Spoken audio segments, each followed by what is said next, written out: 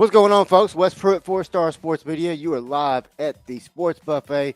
It is Wednesday, August the 28th, and you are about to get full of sports. We got myself as well as John Starter in the house. Got a jam-packed show for you. Going to talk college football. Going to talk a little Great American Conference as we sat down during their football media day yesterday. Then we'll take football on a national level as we get into some overreactions from week 0 and other stuff. Then we get to our special guest of the day. This is Tyler Comas talking Ole Miss Rebel football. All that and more today on the Sports Buffet right here on the 4-Star Sports Media Network. Let's get into it, guys.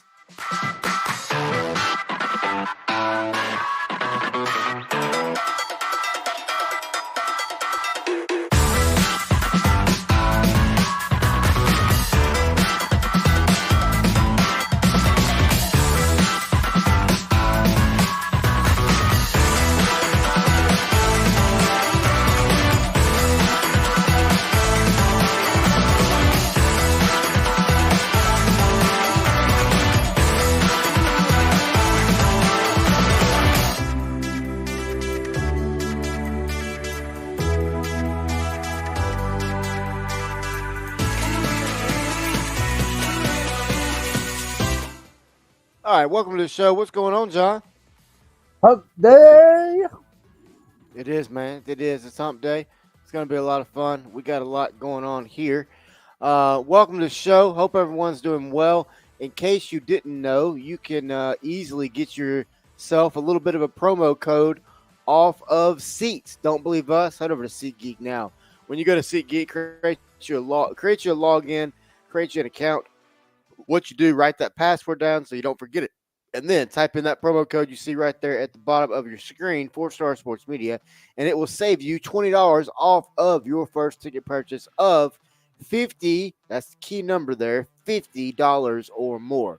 And I will tell you this.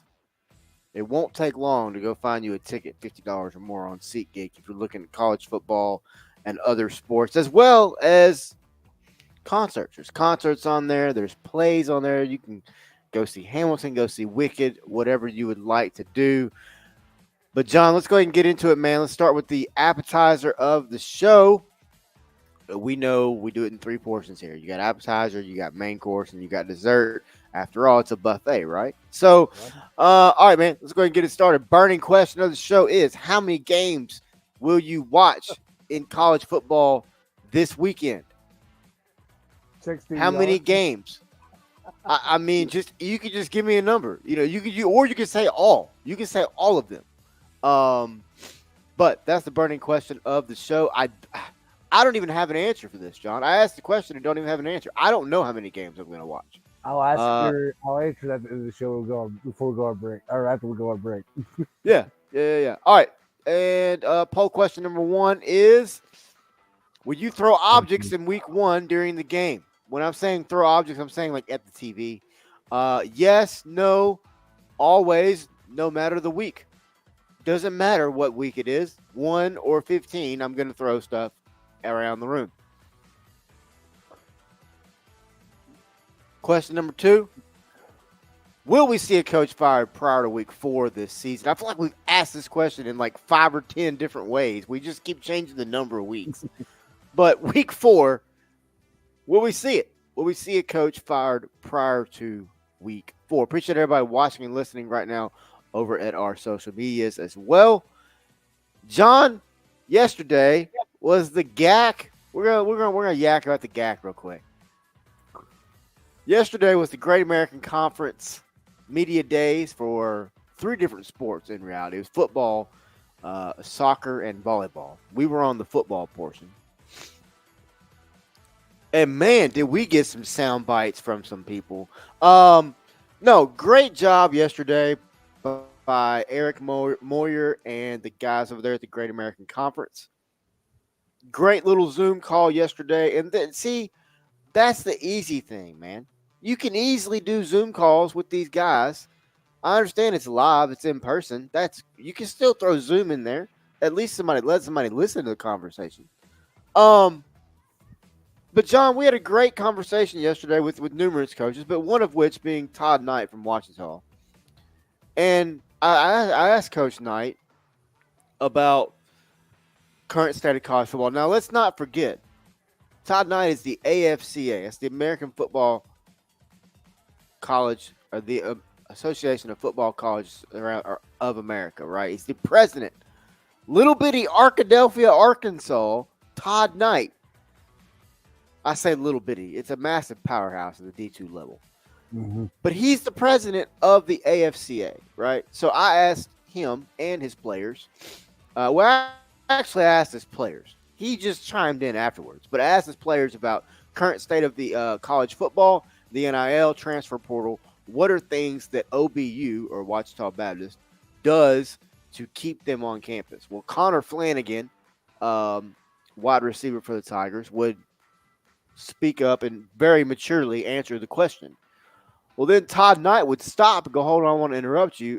Funny thing is, and I'm sure he said, "I'm sure Connor doesn't want me to tell everyone this, but he had offers to go other places." So it Mm-hmm. was funny. I didn't know that, but it was funny that I, lo and behold, asked the kid that had multiple offers, and evidently it was a little bit of an issue of whether they were going to keep him.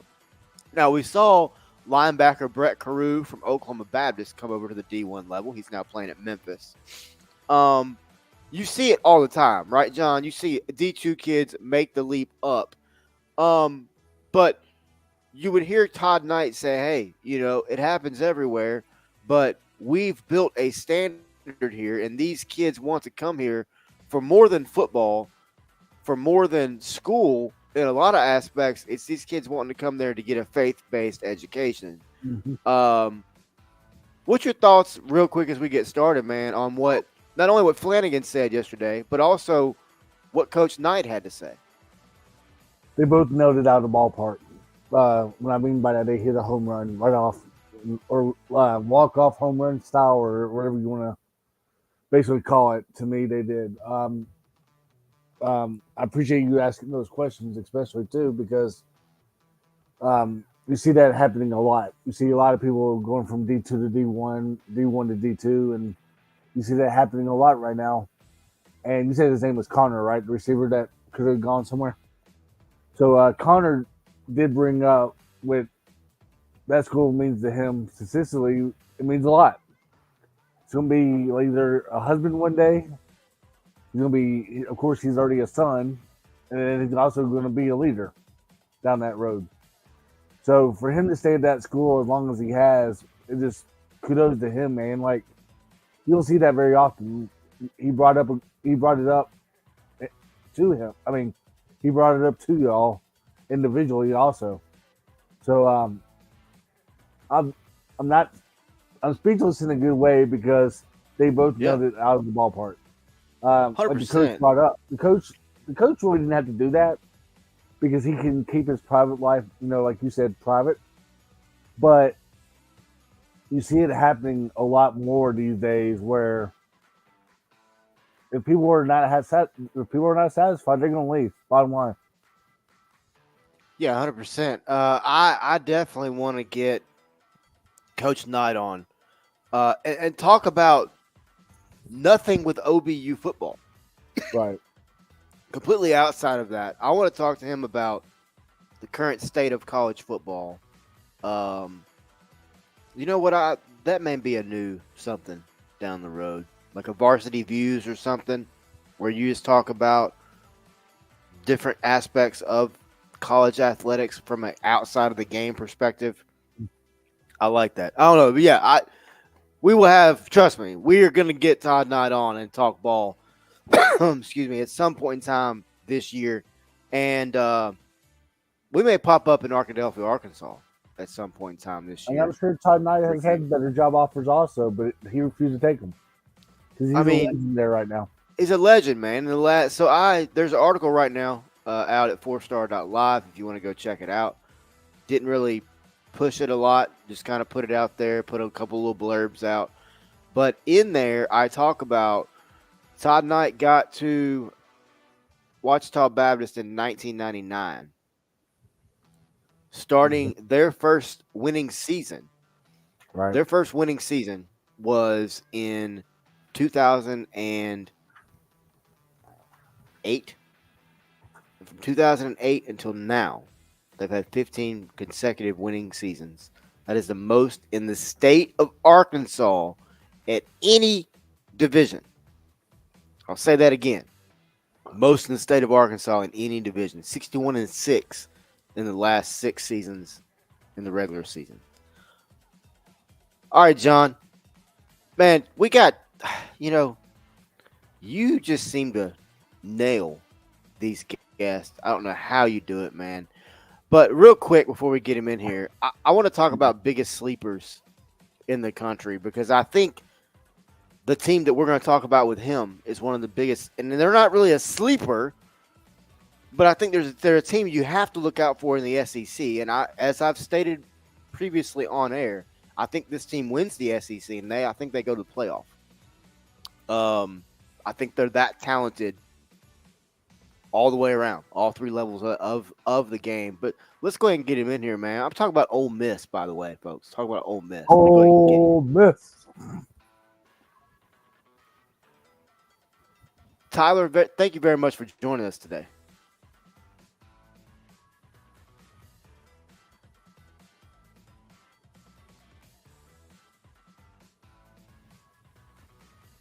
John, when we talk about Ole Miss, man, obviously we have to start with Lane Kiffin. It starts there.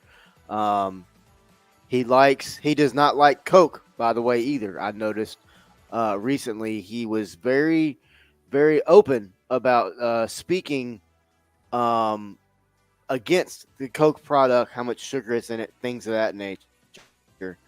But what's your thoughts, real quick, John, before we get diving in with Tyler about Ole Miss and just how good they can be this year?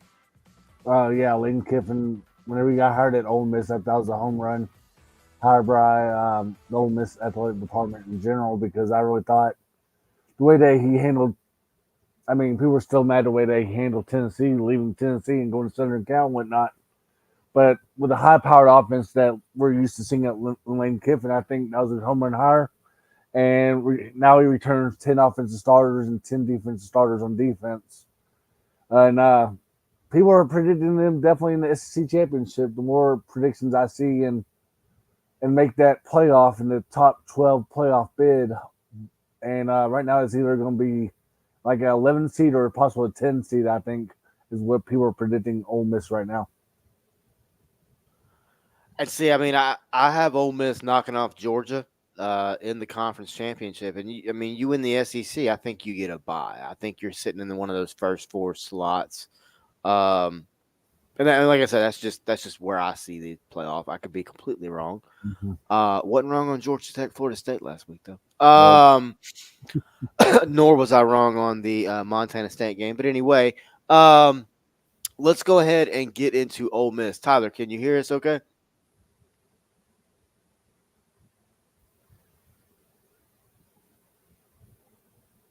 I think Tyler is frozen. Um, but yeah, John, Ole Miss Mm-hmm. is Ole Miss is good, man. I think they're a sleeper in around this country. I think they're a team that the more you look at them, the number one question it starts and stops at quarterback with them, man. Jackson Dart. Mm-hmm. What is he going to do? It's no pun intended, but is he going to dart up or is he going to dart down? I'm very interested to see how Dart is able to maneuver through this season again, how he's able to run this offense that Lane Kiffin incorporates, but can he do it while winning games? And not just winning games, as we know, John, you've got to win with a little bit of flair nowadays. You can't just win and win ugly. Um, can Jackson Dart be that guy? Can he be that next level quarterback that Lane Kiffin has needed and really we haven't seen since he's been there? I mean, you know it right on the money. Jackson Dart to me is one of the best improved quarterbacks in the country. People got them. I mean, people even got Jackson Dart right now finishing as a Heisman Trophy finalist, possibly. Right, Tyler? Is that what you think about Jackson Dart going forward? Man, winning the Heisman is going to be tough. That's that's for sure. But he's certainly a candidate going into the season. I think FanDuel might have him with the sixth best odds, maybe. Which it's been a long time since an Ole Miss quarterback has entered a season like that. I mean, Matt Corral, they made, tried making some Heisman push towards the end of that 21 season, but it never caught as much preseason traction as Jackson Dart, and at least as a legitimate going into the season.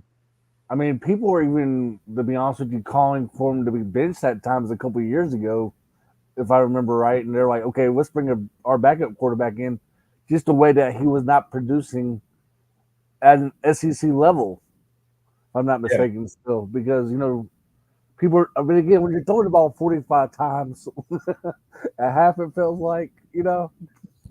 So, No, you're right. I mean, they even Ole Miss, they weren't totally, I guess, convinced after that first year that he was the guy that could lead this program like he is, and is going to this final year.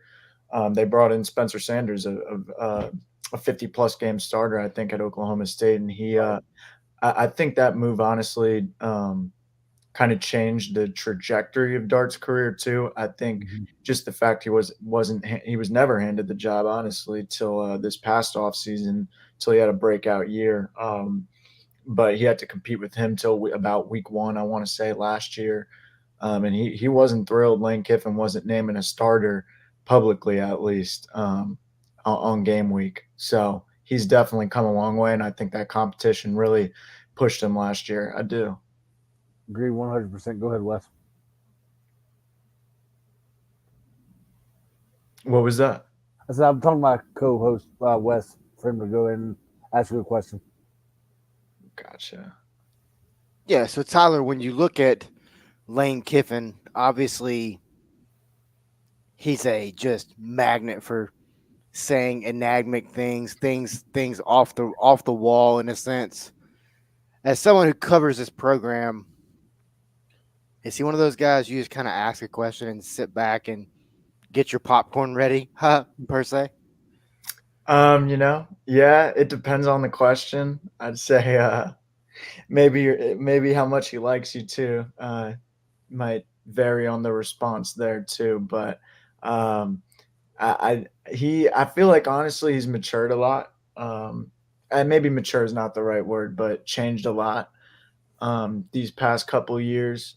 I feel like maybe he is a little less prone to do the viral thing. Like I know they had, he did that Coke spiel where he's saying that Coke is no good for anyone, pretty much. And Ole Miss had to cut that. I haven't seen this in a while. They had to cut that out after having that out for a little bit, put out a new one without that part. And he comes back for his next press availability with another Coke Zero bottle out there. I don't think that was him. I think that was more Ole Miss Yeah. trying something, but definitely we expected him to say something and not let Brian Kelly get the last word. I don't know if you saw his press conference too, but he Oh kind of yes, at it. with his Uh, with his family. Sorry. yeah, so we expected him to say something, and maybe the old Lane Kiffin does, but not this time, I guess, unfortunately.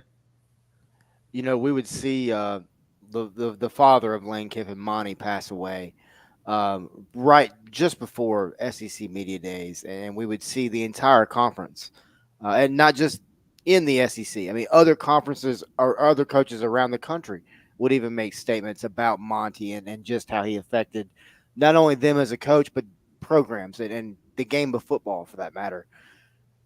Life has a way of humbling you, right? And No you doubt. just made the statement that you think Lane's maybe changed or maybe gone down a gear. When you look at the impact that his father had on his career, and now the fact that obviously Monty's no longer with us, I- do you think this may have, in a sense, reignited Lane in a more mature way to say, "Hey, I've seen what my father was able to do throughout his life coaching career. Maybe I need to look at it in a little different aspect than I have in the past." I mean, do you think that may have a little bit do you think that may coincide a little bit? Definitely.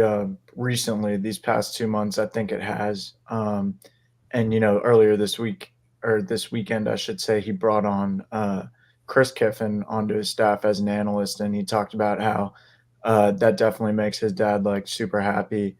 Um, but honestly, I think for the most part, I think his dad has played a role in that change. I just think it really has been here. I guess more so probably after last season we saw it the most, but his dad lived in. I'm not sure if he lived with Lane or not, but ever since Lane's been here, he's pretty much been at every practice, and Oh this is wow. his dad. At every practice, on the golf cart. Um, I saw him. I guess more participate more. I guess. In 2021, 2022. I saw him a little bit more vocal, and I guess this past year, I guess you saw him a little bit further back from all the action, and in that golf cart, still observing and providing all the insight he can, because I mean, that guy's defensive mind is one of a kind, clearly. Um, so I True think, I too. guess, more having his family closer to Oxford, more family orientated. I feel like that's the biggest personality change I've seen with him. And now his daughter goes here, and his son uh, will be playing his high school football within an hour away, and he's going to be a big time high school recruit, they think. Oh, 100%, 100%. All right, Tyler. So we ask the tough questions around here, man. While I am going to ask you how I think or how you think Ole Miss finishes this year, why is the dog of Lane Kiffin the most popular Kiffin in the family? That's a good question. He's definitely the most popular interview request when we're out there on the field now. But uh, they this dog is just so well trained. It's kind of crazy. I mean, last year they had him retrieving the kickoff tees. Usually, you see a guy and I don't know, one of the ball boys doing that, but no, they have this dog, this golden. I think this It's a I, golden I want to retriever, say isn't it? I want to say so. I Yeah, think it's a it's a beautiful mix. It's dog. gonna be a beagle in there. It's a hunting type of dog.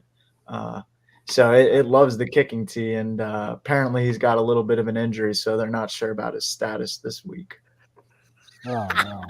It could be the dog or someone else. In Apparently, in the, in the they case of said Lane said the dog is so active and just so such a male, if you will. Like Lane said he cut himself using a knife. The dog. I love it. So I and he love it, got dude. some That is stitches on it beautiful. too. That is beautiful. All right, Tyler. So let's get down to it, man. How do you see this Ole Miss season playing out? I've got Ole Miss, like I said, I don't know if you heard me earlier. I've got Ole Miss winning the conference, taking on Texas in the conference championship and No, defeating yeah, them playing them. Georgia. I'm sorry, yeah, Georgia in the conference championship and defeating them as well. Um, how do you see it playing out down in Oxford, Mississippi, for the land of the Rebels? Well, first I got to ask you. So, if that's your SEC championship game, I'm guessing you have Ole Miss winning that regular season game at home. Hmm, good call. Yes, That's usually a I tough do. question here now. I have Ole Miss. Yeah, I know it's okay. I have Ole Miss going. I believe I had them undefeated.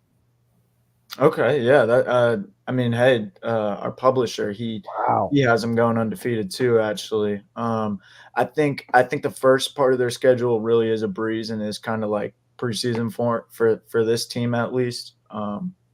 So I mean, they shouldn't have a problem going 4-0. They host Kentucky for their first SEC game. I really don't see a problem, really, till LSU in the middle of the season, and then of course Mhm. Georgia. I think those two games are definitely Ole Miss's biggest challenges. Even though road trips to South Carolina and the Swamp won't be easy either. Um, but I also have them going 11-1 actually, and I have them getting the job done in Baton Rouge comfortably. I do think Ole Miss has the better roster this year, and I know and I believe it's going to be a night game too, so Ole Miss doesn't get a luck of the draw there. Um, and that stadium's insane. It doesn't seem to matter how good your roster is, and there's just demons in there. And Ole Miss hasn't won there since 2008, when they last got the job done comfortably, actually. So I have them repeating history a little bit. And then Wow. we get to Georgia. I do think that is a game they drop right now. I think Ole Miss. I think the goal there. I think first of all, getting Georgia on your schedule, especially with a 12-team playoff, is awesome because I mean it's a free measuring stick. It's a free, where are we now? And last year that measuring stick really helped Ole Miss transform this whole program because they accredited that loss to really attacking the portal and really attacking the trenches on the offensive and defensive line this year. Because I mean that game wasn't close; it was 52-17, and that probably didn't even do the scoreboard justice, honestly. Um, so as long as they're competitive in that game, I think that steps in the right direction, and I think they could um, actually learn from that game, Yep. other than roster building. I think they can learn within the X's and O's and maybe use that to fuel them to a win again, maybe later down the line if they meet Georgia, like you said, in the SEC championship game or college football playoffs. So I got them at 11-1. I guess that means they'd be in the SEC championship game. I don't have them winning that game, whether it be Texas or Georgia. I just right now I think those programs are probably the rosters are a little bit better right now, but I do think Ole Miss's expectations should be at least one playoff win with this roster. Yeah. It's honestly, I think the payroll, however you want to call it, is just too high for that team to do anything less. Certainly nothing short of a college football playoff appearance. Even though this school hasn't, appeared in the CFP ever, it's really playoffs or bust here. I think it'd be the biggest disappointment in college football if Lane Kiffin and Ole Miss weren't able to get the job done. And they do have an easier schedule, certainly this year than last year. So I mean, you could make the argument that Ole Miss could miss the playoffs at 10 wins too, because I mean, if Oklahoma is not ranked and the other SEC Wow. Yeah. teams they beat and they lose to Georgia and LSU, what quality wins do they have?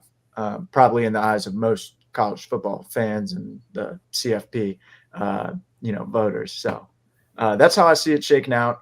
It would be the first 11-win regular season in the program's history, and certainly another building block to what they put last year, and good way to finish it out because Jackson Dart, it's his last dance, and probably about 15 other starters. So they got a lot riding on this year.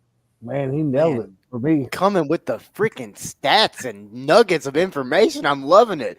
Hadn't beat LSU in Death Valley since '08. Never had an 11-win season.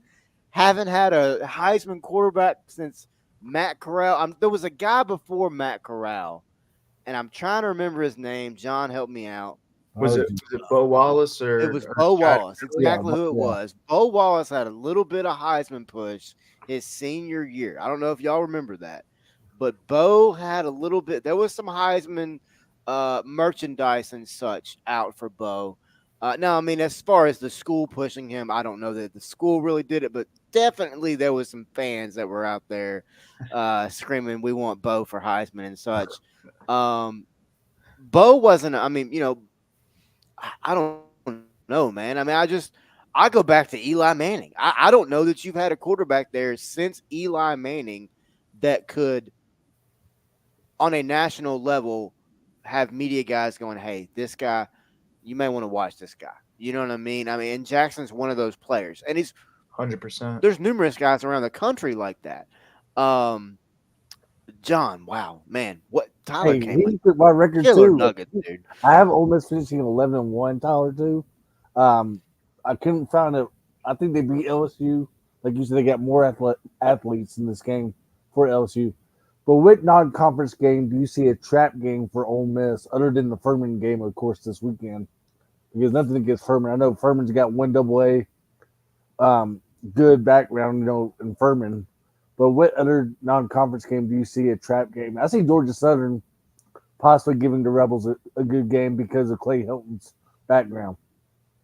Man, that'd be interesting for sure. I think honestly, if these guys, I really do think they should win all their non-conference games by at least 21 points. I know it's looking pretty ahead, but I think they really want to see what they have too and get as much opportunity. I mean, so they're bank. I mean, I guess you could say I'm banking on some blowouts because I think they really do want to see what they have in those backups. Walker Right. Howard, former LSU guy, and Austin Simmons, talented only 18, and he's going into his second college football season. They, that battle is going to be there next year. And I think they really do want to get those guys as many live game reps as possible. So hope for their sake, hopefully they're up in the lead early. But I guess the game that I think could be interesting for Ole Miss, I think could be Wake Forest. It's their homecoming. It's Ole Miss's first road game. Home cooking. Um, Wow. uh, but I don't know. I just think this team they, there might be trouble. There might be, I don't know. Maybe people would be maybe national media blowing it out a little bit if they were to struggle with any of these teams or close. But Georgia Southern, I mean, that's their last tune-up, and they certainly can't overlook anybody. Don't get me wrong there, because I mean, all those upsets have happened. We saw a top 10 team go down just last weekend, so it's not totally out of this realm. But I definitely look at that Wake Forest game a little bit interesting. 10 hours from here. All right. Which conference game then do you see a trap game for the Rebels? Yes, this I think this could be a little tougher for him for sure. I want to say South Carolina, because I hear that environment's honestly pretty underrated. And I think that's going to play a big factor, especially with all these new guys. Never and offensive line too up front. How are they going to respond to a big SEC, crowd when they've never really played together before, especially in an environment like that? Because we expect a lot of first year transfers to step right in. So I'm going to say South Carolina, actually. Okay, I've noticed one of Ole Miss's strengths throughout the last couple of years has been the tight end position with our former University of Memphis tight end with Cade Prescorn. That's one of their Ole Miss's strengths the last couple of years, especially with Jackson Dart giving him that big target, as well. So, do you consider the tight end one of the strengths this year for the Ole Miss Rebels, and then we see as one of the weaknesses for the Rebels as well? Yeah, tight end is definitely up there as far as positions they're solid on. Caden Prescorn, we actually just talked to him yesterday. It's the healthiest he's been going into a season. He said last year he missed the first 3 games, I want to say. He had surgery on his foot just right at the end of training camp. And then, he gets inserted into the lineup. You don't see much through him through the air in the first few weeks, but you see a lot of improvement on the ground game because that's an area Ole Miss really struggled last year to start the year, even with Quinshon Judkins, great player. But yeah, now they get him for a full season. I really think he could be the top tight end in the SEC. Especially if he plays like how he played those final 3 games.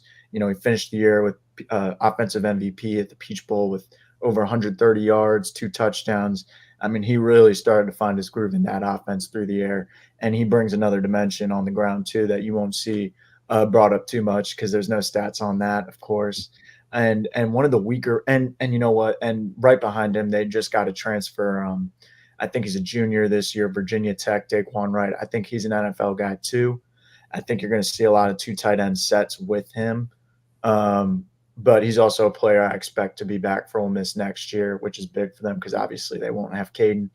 And one of the weakest spots, I think, I mean, I don't know if it's weak because I actually think they're pretty deep there. I think you'll see anywhere from 8 to 9 linemen this year regularly playing and rotating up front. But I think the biggest question mark, I think, definitely falls on that offensive line because it's going to start and end with them. It doesn't matter what Ole Miss has on defense if their offense can't move like they're used to, because it's been a pretty explosive offense, but there's been some injuries at center that have popped up lately too, that really put some even bigger question marks. But right now, I think biggest question mark, offensive line, no Might doubt. might have to move good old Walter Nolan over the offensive line. So if he can stay healthy, That guy's huge. Um, Yeah, no Tyler, doubt. one last question for you, man, and it's all about you. It's your chance to promote you, what you do, where you do it, and how we can go find you. So, what are those? What are those handles? What are those deets, as the kids like to say? What's all your? What's all? How do we follow you? How do we watch what you do? I appreciate the opportunity. First of all, I mean, you can follow. I try to put most of my articles out there on Twitter. Just my name, Tyler Comus, no space. But where you can see our work the most, and I'm not a one man team. I got a great publisher in David Johnson and a great co-worker, co-beat writer, Jared Redding, and you can find all of our work and all. We cover it all: recruiting, baseball, basketball recruiting, whatever it may be, current team stuff, little intel, nuggets, at rebs247.com.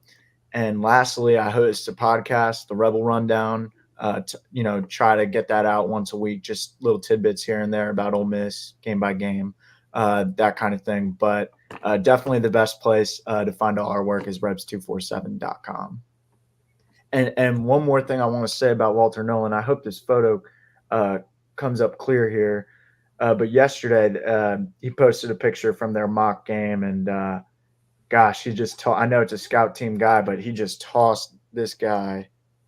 oh wow, Oh, jeez. I mean, his Good leg is lord. up. Oh That's not a yeah. small. I knew you had that in high school, but not in Yeah, college yet. yeah, they're really excited what he can bring to the table, and fortunately, he let me speak with him. Actually, he made himself available to me in June, and he's got his eyes set on a championship. He said it's championship or bust for this team, and I think with so many guys here for only 1 year, himself included, I think a lot of it internal pressure is much more than the exterior, and it's a lot of exterior, so they feel good. Wow. Well, Tyler, man, man, you've done an incredible job. And also, speaking of that, so we have a podcast here that's Hogs Happy Hour. It's all things Arkansas Razorback. So I'd like to link you up with my guys over there. That way, you guys can collaborate during that, always fun, always crazy Ole Miss Arkansas game Yeah, week. Because as you know, man, you never know what's going to happen in that game series. But we yeah. appreciate you coming on and Thank carving you out some guys for time for having us me. this morning. Thank you guys. Thank you, Tyler. Keep up the Not a good work, problem. man. Yeah, no doubt. Man, Tyler Really off. came on and knocked it out of the park, John. Goodness gracious. John, he did an amazing job, man. Amazing job. Uh, so, John, let's go ahead and get into it, man. So, we saw a wild week 1. We appreciate Tyler coming on. By the way, guys, go follow Tyler right now. Go find him on X. Go find him on social media. Go find him on Twitter, because you're going to be finding somebody who works their tail off covering the Rebels of Ole Miss. John, did you know that Ole Miss hadn't beat LSU in Death Valley since '08? I didn't know that. It's going to I had happen no this year. idea. I had no idea. He's about to get a lot of credits because I didn't know that. Now I'll tell him, hey, guy, I talked to a guy yesterday. Tyler Cummins told me this. All right, man, John. So we saw wild, wild, wild week 1, right? Or week 0, I should say. So let's go ahead and do it, man. What's your biggest overreaction from week 0? And when I ask this question, I'm saying from a things people have said fan base perspective, from a team perspective, from a coach perspective, just as a whole, right? What's your biggest overreaction from week 0? Other than the point spreads, don't Yeah, listen yeah. to don't listen to point spreads week 1, or week 0, because people do lose a lot of money. Not saying I did, but I'm talking about in general. Oh, yeah. But Why? Okay, first of all, it's nothing against Mike Norvell, but Mhm. why does Mike Norvell keep on saying it's my fault? Why does Because he that's keep on? coach speak, John. I know that's coaches speak, but you got to hold the players accountable at times as well. In my honest opinion, I mean, you don't do it all on camera per se, like but you do it like I mean, people had Florida State winning this game straight up and to cover the point spread for a reason, I guess. But I guess Mike Norvell's overreaction regarding he was on saying it's my fault. That's the only one that really comes to mind right now, to be honest with you. Yeah, I mean, in that sense, I mean, you're fresh off the loss. You're in the locker room. You just True. traveled a very long way um, to not win a football game. I mean, there's an article out right now at fourstar.live. Uh, to the general eye of that game, that was an incredible football game. Florida State and Georgia Tech put on a classic. I agree, it's an incredible game. I've gone back and watched that game twice now, Wow. and in watching that game twice, I learned a lot of things. There was some questionable play calling, not by Alex Atkins, the offensive coordinator of Florida State, who's suspended for the first 3 weeks of the season because of an ongoing NCAA investigation. It was Mike Mhm. Norvell calling the plays, as Mike Norvell has done at every No, I stop he's totally forgot been about that. since To be honest with you, good Tempe, call. Arizona. Yeah, but it doesn't matter. It's still Mike Norvell. Right. He still calls the plays. He did it at Arizona State when he was the offensive coordinator. He did it at Memphis. He's doing it in Tallahassee. It's just like Josh Heupel. You can have a offensive coordinator named on your staff. It's not, that doesn't mean he's calling the plays. So Norvell was the play caller. You look at DJ Uyunglele. I thought the first time watched it, I thought, or watching it live, I thought to myself, okay, DJ didn't play terrible. I mean, he was like 5 of 13, or 19 of 27, and his final 9 passes of the game were all completed, I believe, in the fourth quarter. Um, but when you look at 12 of DJ Uyunglele's first 13 passes were short passes. Hmm. Correct me if I'm wrong, but isn't that what made him so special in Corvallis when we watched him for Oregon State? Was the strength of the arm and how he can put the ball in tight places and how he can drop the ball in a bucket on a wide receiver coming down the sideline. His longest pass was, I believe, 26 yards, and first 12 of 13 passes. He completed first 12 of his first 13. After that, he was 7-7 the rest of the game. When you look at the deep strikes, Florida State only took, I believe it was like 3 or 4, and that's passes of 15 or more yards. So, I mean, in my opinion, call you what you want, but I think there was timid play calling by Mike Norvell. And then that combined with they had no running game, they couldn't tackle, and Georgia Tech ran like a hot knife through butter through their defense. And everybody was saying now, oh, Georgia Tech comes in with one of the worst running defenses in the country from last year. Based on what I saw, Florida State may need to be concerned because they got a Bill O'Brien offense coming in this week. Then they get a bye, and then they've got a 2 or 3 leveled Hmm. Memphis running back attack coming in 2 more weeks. So, John, I mean, I think a lot of the overreaction, and it's not Florida State, by the way. Sorry, I said all that to say, it's not Florida State. Um, my overreaction is this: Do I mean Nick Saban brought up? I'm sorry, Bobby Petrino this week here in Fayetteville brought up a very interesting point. Arkansas plays Arkansas Pine Bluff Thursday night, tomorrow night, kick off the season. D- Do schools have to play these teams? Okay, Bobby brought up a point that I want to bring in here. Can we just write the check and give them the check and go, thanks, guys. You guys take a bye week. We'll go play whoever. And it, you know what I mean? Now, what's going to suck is you do that, you pay them, they take their money, they take your money, and then you turn around and lose that game that you put in place for them. But Bobby said, look, he said, isn't that what college football is all about? Isn't that about playing the best competition you can play every single week? I mean, Bobby straight up said, look, I don't know why we're playing these guys. Paraphrasing. I don't know why we're playing these guys. I don't know why we can't just write them a check and move on. I mean, to his point, John, Arkansas is about to throttle UAPB, man. I mean, it's no different than Memphis and Uh, North Alabama. The last time well, they played them was 59-0. They're going to do it again. But I then you mean, have a team like New Mexico that schedules yeah, Montana State, and oops, got to beat. Montana State was favored for a reason though too. They were. They got paid $350,000 to go on the road and win. I mean, to me personally, you gotta have at least one of these games on the schedule, not two or three down the road like some teams have.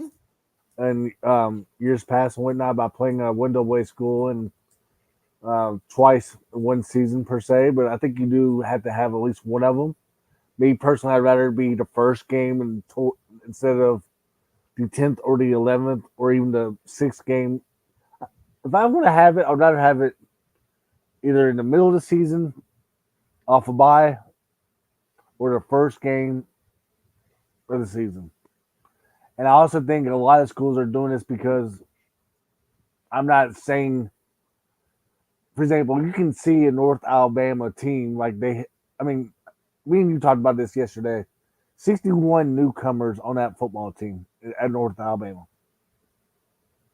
They might do it for like a recruiting trip as well on that Friday night because as much as I do, Friday night football is key for a lot of FCS schools.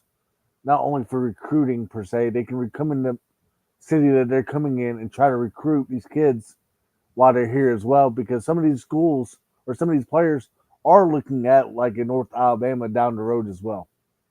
So to me, I think you got to at least have one of these games on the schedule, but not two or three down the road.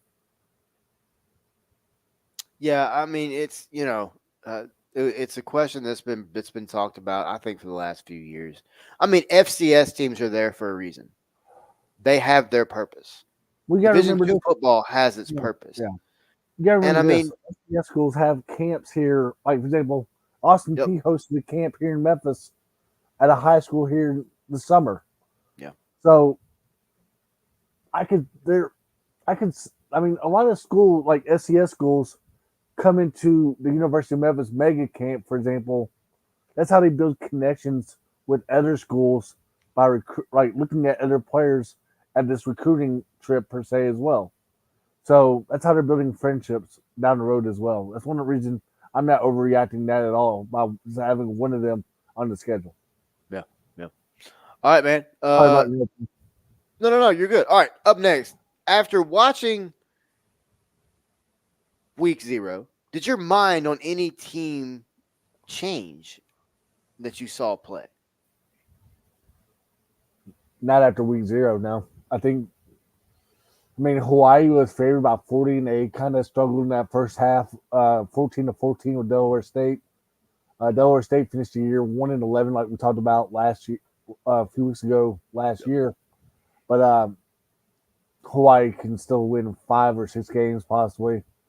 Um, the team that kind of concerned me is though is a little bit of New Mexico still. I think under Bronco Mendenhall, it's still going to take for time for New Mexico to win some ball games over there in Albuquerque. Um, They finished the year 4-8 last year. They very well could finish the year 4-8 again this year because they got another tough test this weekend. But after watching week 0, none team really has changed me at all. except for maybe Georgia Tech could have 7 or 8 wins instead of 6 or 7. Yeah, I mean, I think Georgia Tech. I think just the optics of that program. Um, Now, I mean, obviously, I knew about their success against ranked teams under Brent Key and all that, but Right. how they came out and how they performed in that game on both sides of the ball. I mean, really, really and truly, all three sides of the ball, offensively, defensively, and special teams, because special teams won the game. Um, my mind changed on Georgia Tech. Right. My mind changed a little bit on Florida State. I think more optics of Florida State. Because I think Georgia Tech exposed some things about them Hmm. quickly in this season. All right, man, let's go ahead and jump over to the dessert. Let's jump to the list real quick. Now, full disclosure, John, I did not write anything down. This is kind of off my head, off the Okay, top of that's my fine. head. So I'm not gonna have like specific dates of when these things occurred. But anyway, all right, top 5 moments where your favorite Whew. team broke your heart. Now, coincidentally, folks, John and I are both going to have the same team. And that wasn't done on purpose. It happened. It's only So, it's John, only I'll let you 31 go years of first. friendship for nothing, my friend. Yeah. I mean, so I'll let you go first, man. Give me your top five because I'm very eager to hear what yours are. My number 5 is when the Memphis baseball team had a chance to play David Price in that regional, and they lost to, I forgot who they lost to on top of my head. It was hard for me to find, to be honest with you. I think it was like Michigan. Evansville or somebody They like got beat by that. Michigan in the tournament. Yeah, they got eliminated in that tournament, and where they had a chance to play David Price in the game, and that was a promising year for the Memphis Tiger baseball team. So that's my number 5.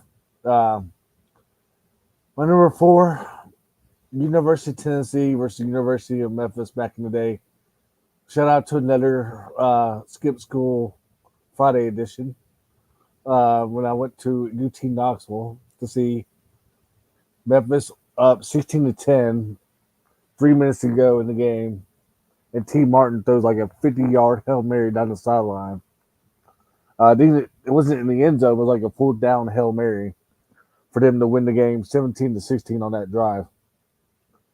Um, we had that game won. Matter of fact, my third one, 4th and 26, the University of Cincinnati versus the University of Memphis, November 24th, 2001, a matter of fact. And Memphis lost that game 36-34, where Cincinnati scored on that drive after throwing a 4th down and 26 play down the field to win the ball game on that drive. My number 2, um, Arkansas State Hail Mary, when Arkansas State beat us on October 14th, 2006. And I just remember having a few tears as a college student after that game. Um, then number 1, of course, the Mario Chalmers 2008 Final Four. Still breaks my heart today, although I do go watch Kansas basketball games with family at times and see that shot on the highlight reel, and I get laughed at when I'm there with them. But yeah, my number 1 was Mario Chalmers 08. My honorable mention was that weather delay that we had back in Jonesboro, where the game got postponed to another date. It broke my heart because I couldn't go to that makeup game. So that's why my honorable mention was that broke my heart that I couldn't go to that makeup game down in Jonesboro later on.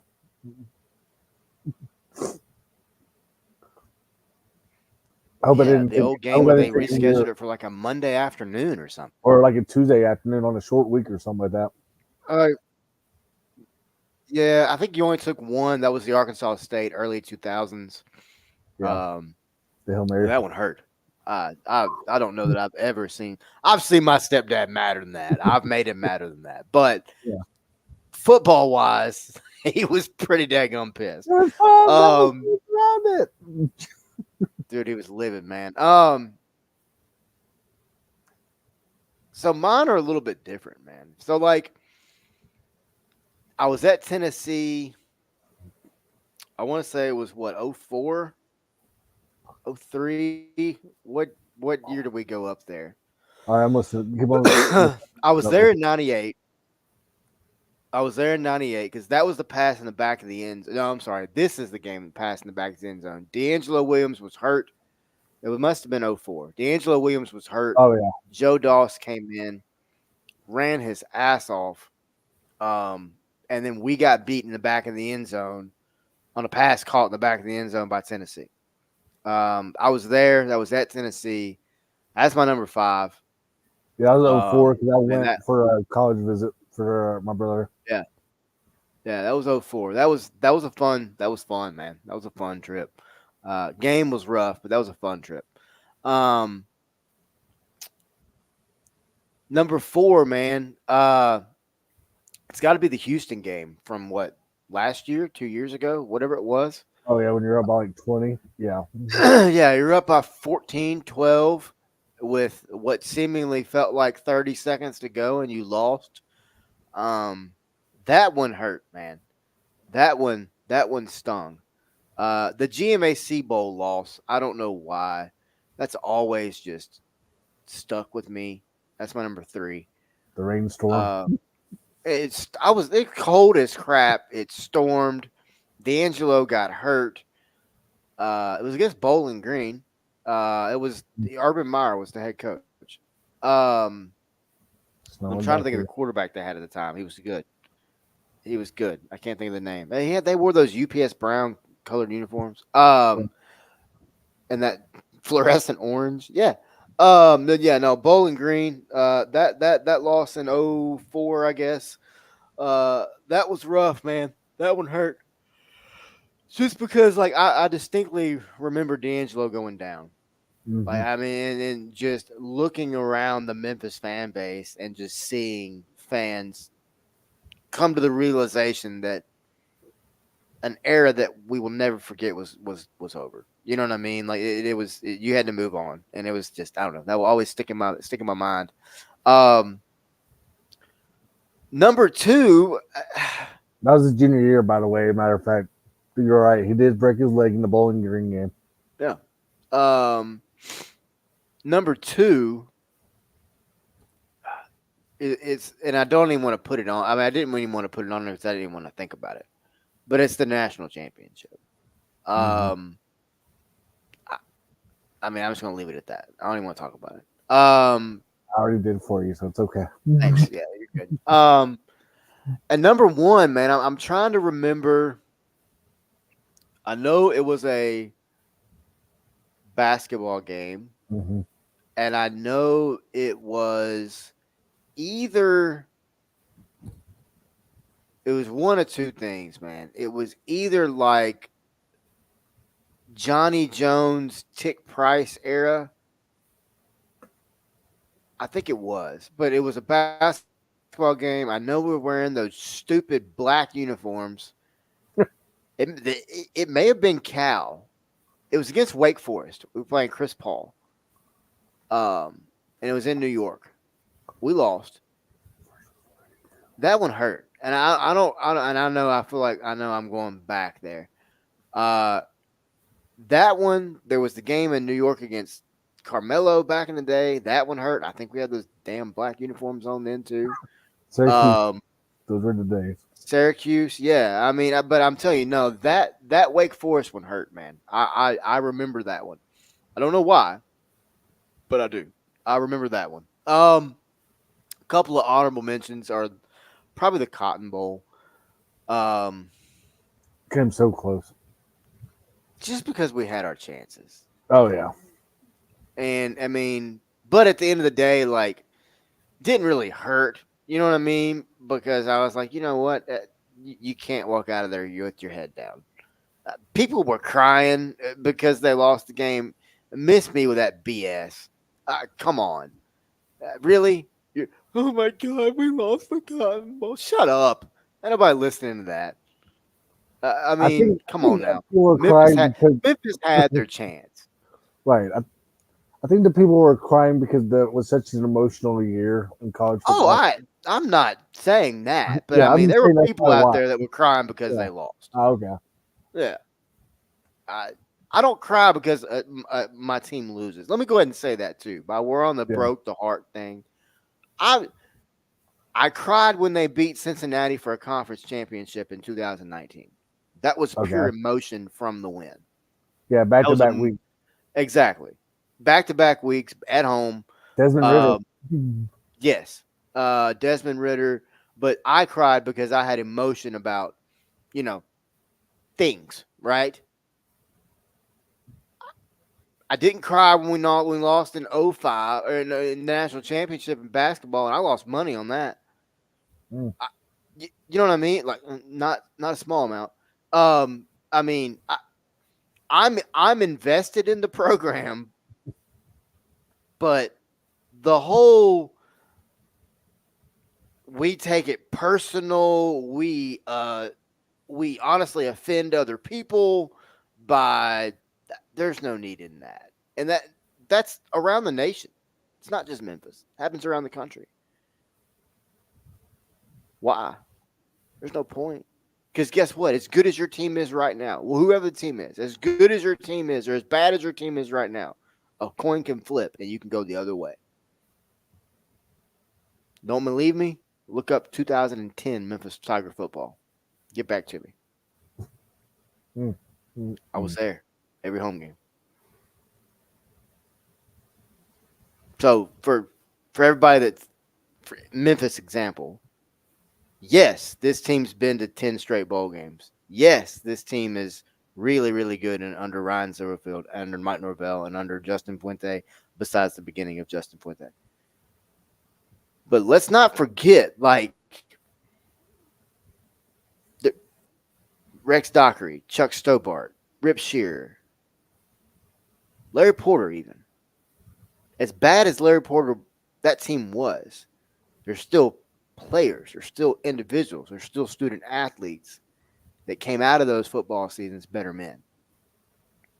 So when we're out here trashing people and trashing players and oh my god they broke my heart, oh they're pieces of crap, oh this guy sucks, that guy, no, no, comments like that suck, comments like that ruin athletics. It's not just my opinion, it's a fact. Yeah, 1 in I 11 that mean, week do you all the time. agree, John? I Yeah, mean, I do. do you agree?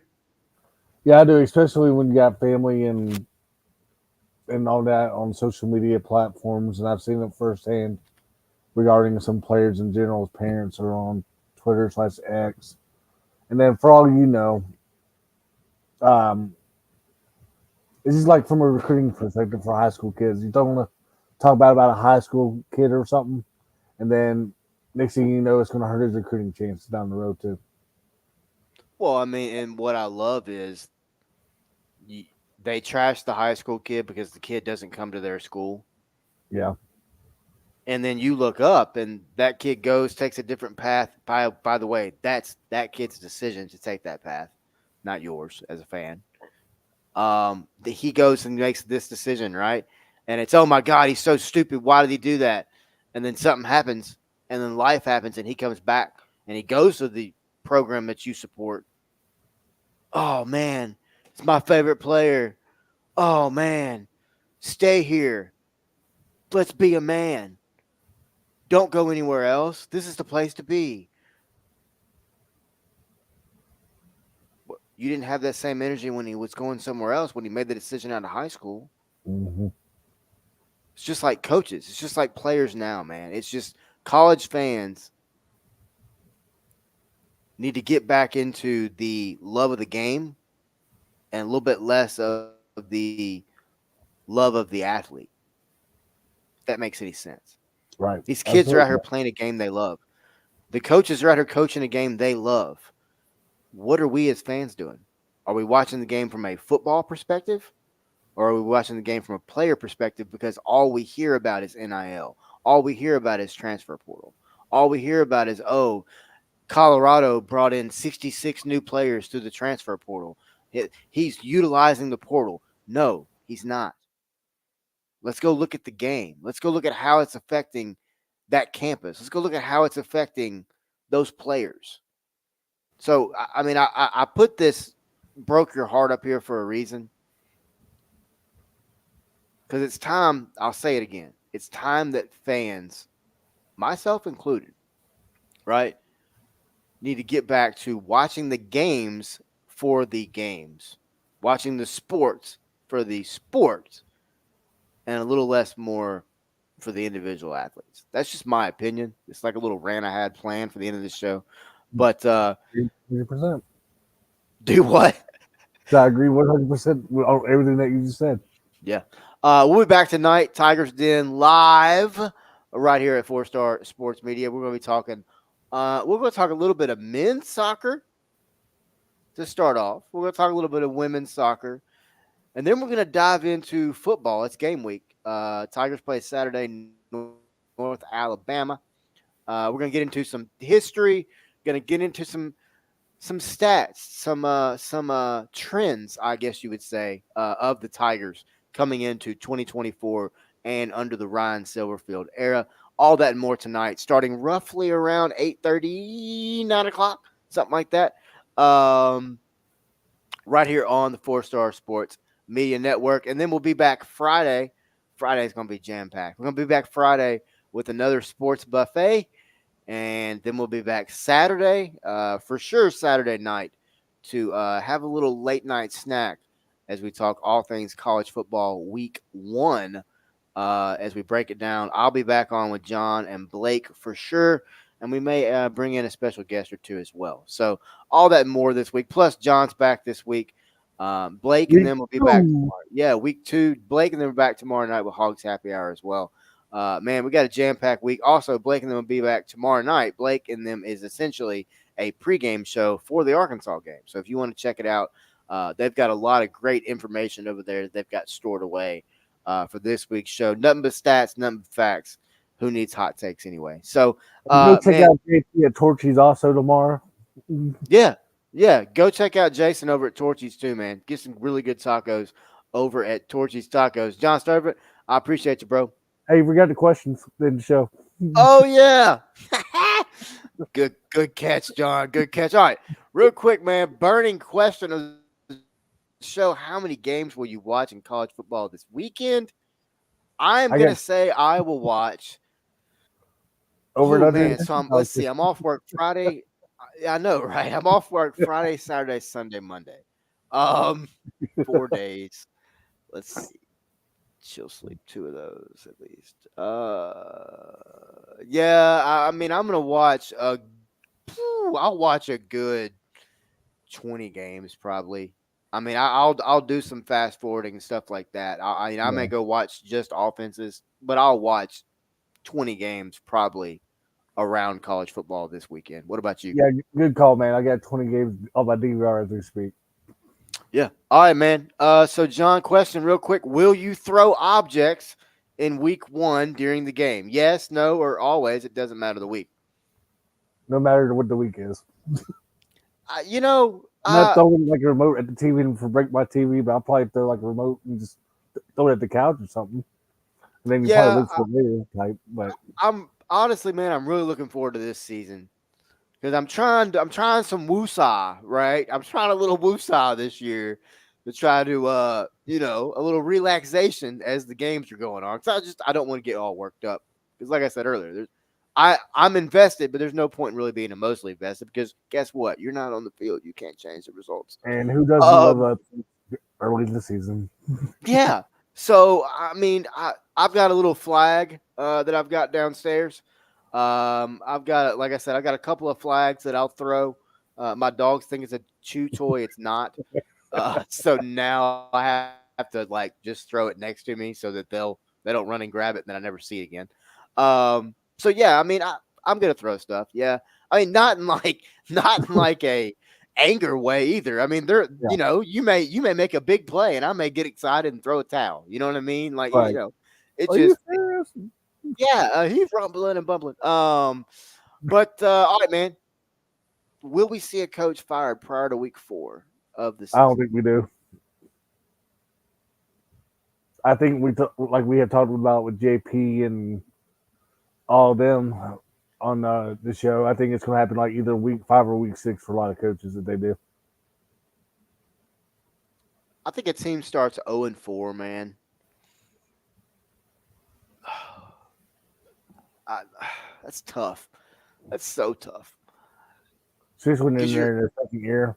well, but I mean, if your seat's already warm, right? Yeah. Like, I'm not using Pittman as an example because I honestly I agree with Jason 1,000%. I don't think he's canned, Well, Billy and we're already Napier. getting ready to wrap the show up.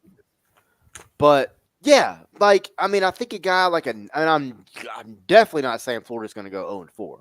Right. Ben Chase, if you're listening, that's not what I'm saying. Um, but I think in a case like that, right? A coach starts 0-4, maybe.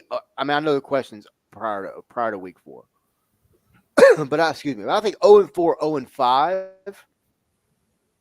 That means you've lost a conference game, right? Uh, I mean, you're right there at eliminated from postseason competition. Because if you go 0-6, you're come on now. You ain't won 6 in a row. How are you going to turn around and win 6 in a row? You're done, So basically. exactly, you're done. So I mean, I think to Jason's point and to your point, I think you're right. Probably more likely week 5, week 6. But I don't know, man. I can see a team out there just being like, you know what? Screw it, man. We're getting rid of you. OC, you're moving up. Line running back coach, you're the new whatever. Let's keep this Mhm. thing going, and then they go start looking for a replacement. The problem is you do that, and you're 4 weeks in. Who do you go? Who do you go recruit? That's where tampering, I think, really is going to start coming in. Yeah, I don't. Yes, let me stop. Okay, I think they fixed the player tampering thing. Okay, I think the NCAA goes in and fixes that, and I also think that them stopping because rumor has it that there's going to be one portal window now, no longer two. So you'll just be open for that month, and that's it. I think that does a lot with tampering. I think that slows almost tampering to a halt, right? Yeah. But the coach tampering, I don't think you can't stop it because it's not. You're not calling. It's not like you're calling up. The local athletic director be like, "Hey, man, I really want to talk to your head coach about coming over here and coaching my team. Not fire my coach 4 weeks in." I No, they're mean, picking up. yeah. They're reaching out. They're going back door. Their agent's going through their agent, who's going through their agent to talk to the Mhm. guy's agent. I don't think you can stop it, man. I don't. I think this is a topic definitely for varsity views, by the way. But I I think this mean, is. yeah. Go ahead. Go ahead. I was say, do not be surprised though, man. Like the new redshirt rule, if you see a coach fired like you said, 4 games in the season per se, a kid's going to redshirt for that school, and then he could jump ship also in the off season. Keep that in mind. Yep. Yep. No doubt. All right, man. Let's go ahead and close this bad boy out. I appreciate you jumping on with me as always. You will be back on. Yeah, I Probably guess you'll be one. back on Friday. Yep. All right, man. Let's go ahead and close it out. We appreciate everybody watching and listening. And as always, folks, hey, it's game week. Let's enjoy the sports for the sports. Let's treat people with kindness, treat people with respect. And as always, folks, especially this week, just stay classy. It's not hard.